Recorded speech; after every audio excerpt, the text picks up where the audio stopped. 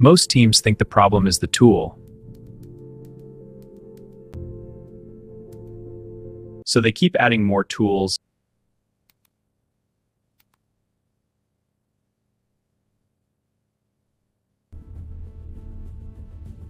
But the real problem is deeper.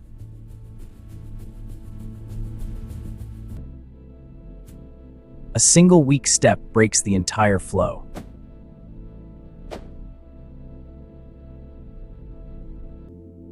This is where agile thinking changes everything.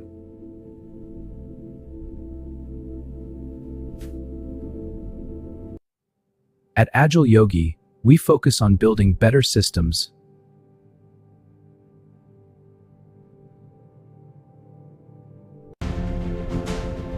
because productivity doesn't come from tools, it comes from flow.